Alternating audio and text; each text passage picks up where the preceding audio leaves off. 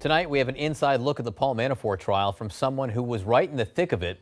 As you know, earlier this week, the president's former campaign chair, Paul Manafort, was convicted on 8 felony counts.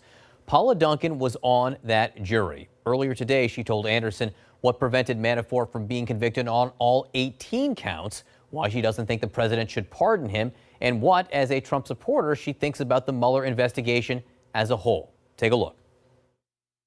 Paula, thanks very much for joining us. You obviously have a very interesting up-close view of this case. You probably know it better than just about anybody else out there.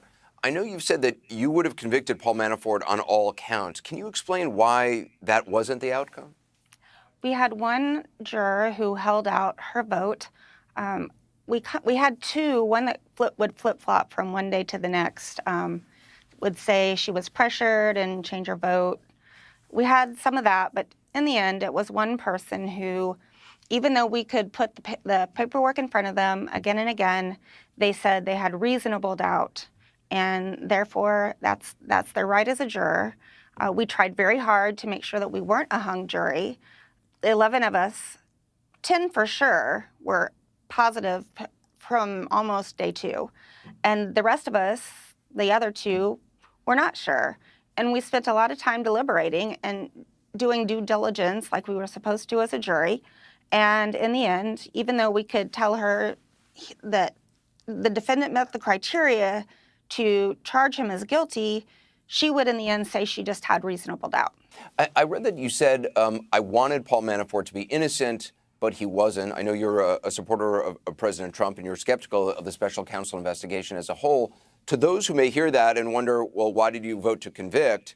What would you say? Because your civic duty as a juror, as Judge Ellis said, was the defendant has the presumption of innocence, and you accept the witnesses, you accept the evidence, and you make your judgment based on those things.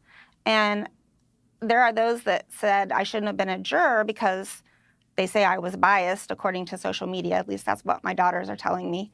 And that's not true. If I were biased, I would have said I would have been the holdout vote, and I was not the holdout vote.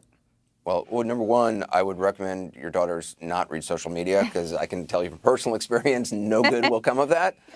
But I got to say, I mean, you give me faith in the system, the fact that you're exactly the kind of juror somebody would want, that you can put aside whatever your political beliefs might be and just look at the evidence and make a decision based on that. I think coming out, the Trump hat thing wasn't going to be part of what I had to say until the last bit. But I thought, you know what, if it shows people that we can have differences of opinions and still work together to get justice done, I thought it was an inspiring thing to hear about. The Trump hat thing, for people who don't know, you have a Make America Great Again hat, but you kept it in your car. I did, and it's actually my husband's hat, just for clarification. We don't need two.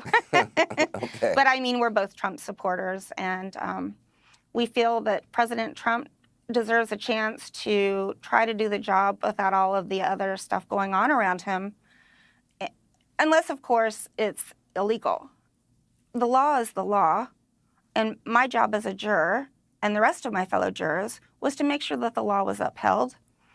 And I feel we did. I wish we could have convicted him on all 18 counts. I feel there was enough information to do that. And I thought America needed to know it was 11-1.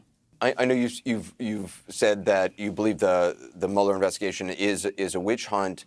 If the Mueller investigation hadn't happened, there's no guarantee that Paul Manafort would have ever been brought to justice for these financial crimes. Does that justify the Mueller investigation at all to you? No, he should be punished for his crimes. It just shouldn't have come about in the way that it did, in my opinion. Mm-hmm. Do you think the president should pardon Paul Manafort? Or how would you feel if the president pardoned Paul Manafort? I feel it would be a grave mistake for President Trump to pardon Paul Manafort. Why? Justice was done. The evidence was there. And that's where it should stop. one of the things that the president campaigned on was draining the swamp, and that's obviously something I think people on all sides of the political aisle, don't like the way Washington works. To you, is Paul Manafort part of the swamp? Is he sort of the epitome of the swamp? Well, there's the irony. Maybe he is. I think my favorite thing that Trump said, of course, is make America great again. And I've gotten a lot of flack over this, and I've had people calling worried about my safety. And I like to think I'm braver than that.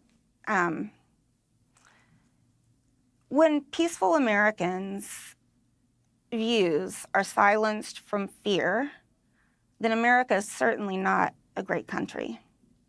So maybe what we need are caps that say, make America kind again. Do you think that's a hat that the president would wear, make America kind again? I challenge President Trump to wear a hat that says, make America kind again. Because I think once we're kind, then we will be great. Tolerance is important. I want people to get out and vote. No matter who you vote for, get out and vote. That's your duty. Voting and serving on a jury, that's so important to who we are. So many people have fought for that right. And I don't care what side you're on, just vote. Paula Duncan, thank you. Thanks.